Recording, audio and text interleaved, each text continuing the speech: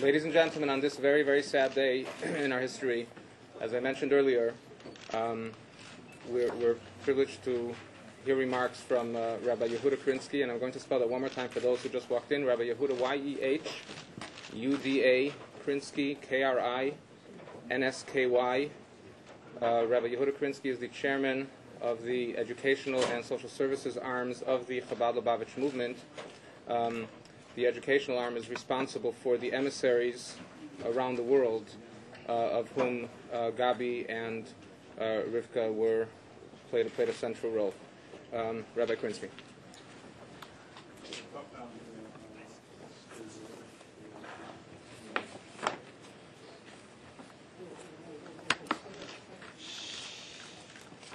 I would have liked to begin our meeting here today with the traditional greeting of good afternoon, but it's not been such a good afternoon. With profound sadness and deep sorrow, we received the definitive news just a short while ago, confirming the brutal murder of two of our finest, Rabbi Gabriel Noach and Rivka Holzberg, our dear representatives in Mumbai, India, who served their community with love and devotion. On behalf of their colleagues and fellow emissaries, shluchim and shluchot, around the world, and on behalf of the entire world of Lubavitch, we express deeply heartfelt condolences to the parents and family of this beautiful young couple, and to the families and loved ones of each of those who have been so brutally murdered in this senseless, barbaric act. In the traditional Jewish blessing to mourners, may God Almighty comfort you amongst all the mourners of Zion and Jerusalem. And may all those wounded in this horrible ordeal be blessed with a complete and speedy recovery. We, indeed the entire world, we were all praying until now that Gabi and Rivka would be spared along with the remaining hostages. Alas, now the situation has changed. This news is fresh and the wound is raw. Words are inadequate to express our outrage and deep pain at this tragic act of cold-blooded murder of innocent men, women, and children, fueled by causeless hatred. The targeting by terrorists of foreign nationals underscores the need for governments to work collectively to fight terrorism resolutely and effectively, so that the hands of those seeking to destroy life and disturb peace will no longer reach their targets. In 2003, shortly after their marriage, Gabi and Rivka heeded the call of the Lubavitcher Rebbe, Rabbi Menachem Mendel Schneerson of blessed memory, and cheerfully gave up all the comforts of home and family, taking up residence at the other end of the world to selflessly help others in need. In a very short time, their home and center became a thriving hub of goodness and kindness, as they dispensed their blend of gracious open-heartedness to the local Jewish community and to thousands of tourists and business people who frequented Morambai. The Holzberg's toddler son, Moshe, who was heroically rescued from the hell by his nanny, Sandra, will mark his second birthday tomorrow, Saturday, November 29th. Today he became an orphan, without a dad and mom to lovingly embrace him and celebrate with him. The world of Lubavitch and our emissaries will adopt this beautiful young toddler and assure him of the best possible upbringing into adulthood. The outpouring of love and prayer from all around the globe and from all quarters of society during this trying time was heartening and supportive. It is a tribute to the selfless life the young couple led on their own. In their memory, let us channel this unity into our own homes and communities, living our lives as they lived theirs, their short but productive life. As the Shabbat approaches, we call upon Jewish women and girls to brighten the profound darkness the world is witnessing and usher in the Shabbat by lighting the traditional Shabbat candles 18 minutes before sunset. I am certain that this would be Gabi's and Rivka's wish. A word to our emissaries around the world. You know how to face adversity and challenges. You've been doing it all these years. Keep strong and continue to forge ahead with courage and fortitude in the service of our people and mankind to make this world a better place to live for all.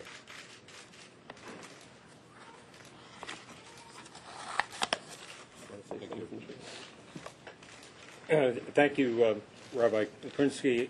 I want to express my condolences on the death of Rabbi Holtzberg and his wife, who were both so close to this community.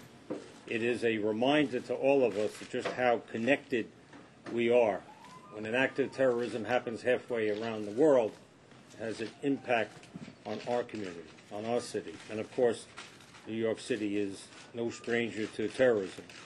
And that's why we devote significant resources, both here and abroad, to do everything we can to keep the city safe. We monitor world events on a daily basis and make adjustments accordingly on how we police the city. And that, of course, includes our transit system, our financial services district. It includes landmarks and all of our neighborhoods. So this is indeed a very sad day for this community and those who knew Rabbi Holtzberg and his family. But I assure you that here in New York City, we are resolved to be vigilant, and we are resolved to continue to do everything that we can do to protect this city. Again, thank you, Rabbi Krinsky, for inviting me.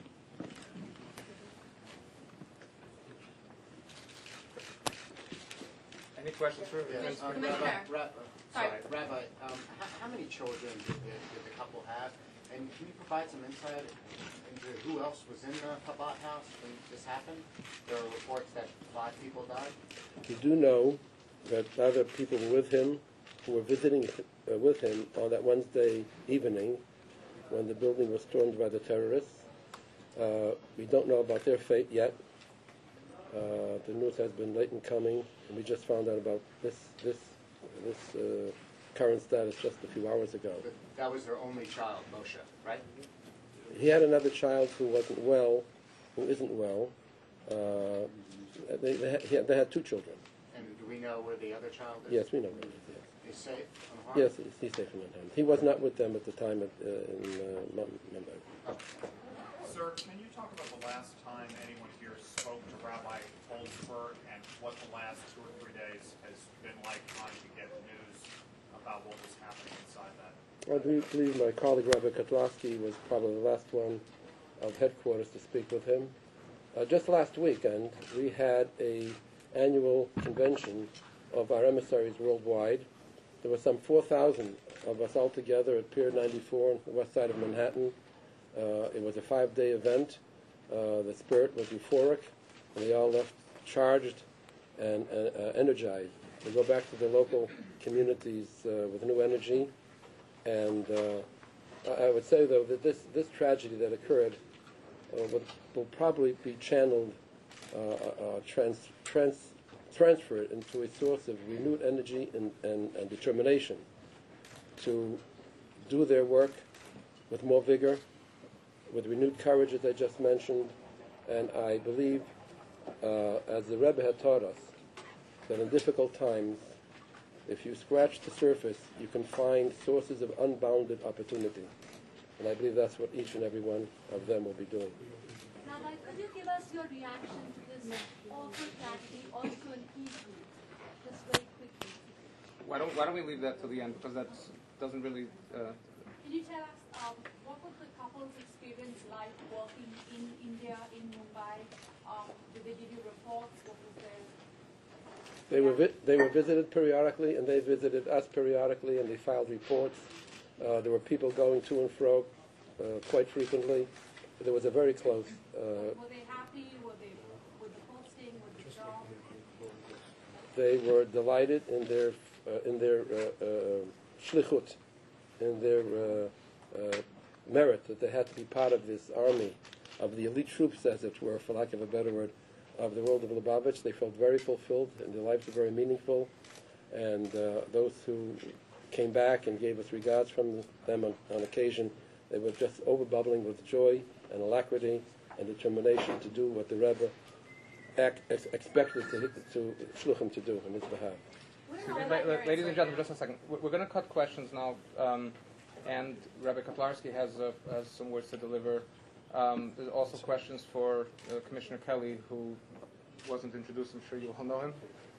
Rabbi Moshe Kotlarski, M-O-S-H-E, Kotlarski, K-O-T-L-A-R-S-K-Y,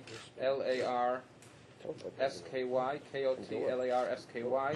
He's the vice chairman of the educational arm of the Chabad Lubavitch movement. Again, Chabad, C-H-A-B-A-D, dash Lubavitch, L-U-B-A-V-I-T-C-H, the Chabad Lubavitch movement, who was in regular contact with Rabbi and Mrs. Holzberg over the years and was directly responsible for their success there.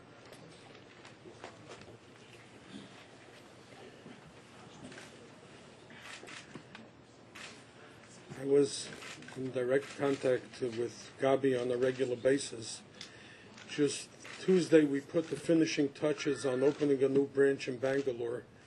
He, as the head shliach to India, was in charge of all of our operations in India, and together with him we decided on a new young couple moving out to Bangalore, who are actually moving out next week. He was the finest and nicest gentleman that you can imagine. Never saw him without a smile. In the most trying of times, he was always cheerful. He greeted everyone pleasantly, and the reports that we have always heard from around the world was one of a real mensch. We're going to miss him very dearly. He was a very, very special person. Him and his wife were very, very special people.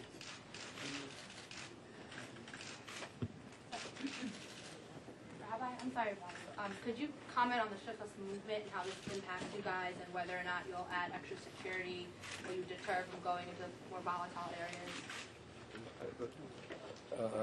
As far as security is concerned, you don't expect us to make any comments about that, I suppose. This one does it deter you? Because it's one of the biggest attacks on the Jewish community. Nothing deters us. Could you tell us about the last phone call that Rabbi Hilton made to the Israeli consulate on Wednesday night? We only know about that from press reports.